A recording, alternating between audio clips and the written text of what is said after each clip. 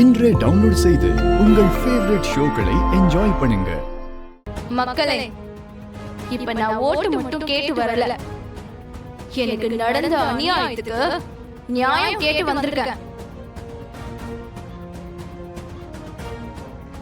இதோ உங்க எதிரில ஓட்டு கேட்டு வந்திருக்காரு முன்னாள் எம்எல்ஏ ஈஸ்வர மூர்த்தி. இவரு எனக்கும் எங்க குடும்பத்துக்கும் பண்ண கொடுமையெல்லாம் நான் சொல்லி உங்களுக்கு தெரிய வேண்டிய அவசியம் இல்ல.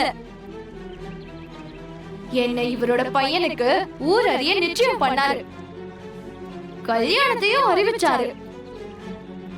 கல்யாணம் நடக்கும்னு நாங்களும் நம்பி இருந்தோம். ஆனா இவரு வேணும்னே எங்களை அவமானப்படுத்துறதுக்காக அவரு பையன் லவ் பண்ண பொண்ணுக்கு திருட்டுத்தனமா தாலி கட்ட வச்சு சத்தமே இல்லாம கல்யாணத்தை முடிச்சிட்டாரு.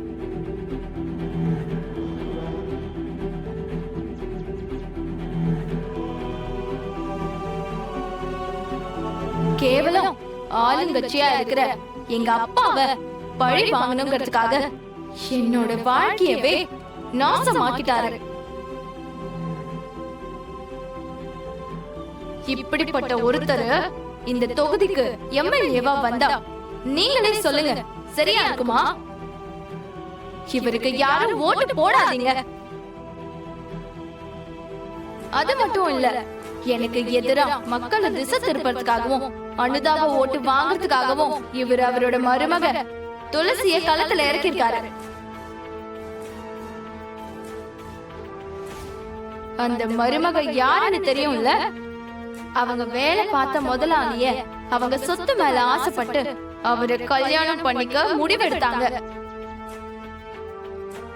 இந்த துளசியோட கெட்ட நேரத்தினால கடைசி நேரத்துல அவர் ஆக்சிடென்ட்ல இறந்துட்டாரு.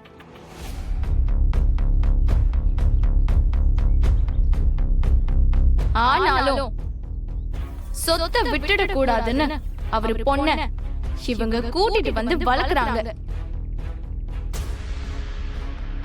இத்தனைக்கும் முறைப்படி தத்தெடுக்கவும் இல்ல. அதுவும் பத்தாம சொத்து வெறி புடிச்சு எனக்கு பேசி முடிச்ச வெற்றியையும் மயக்கி அவங்க கழுத்துல தாலி கட்ட வச்சாங்க.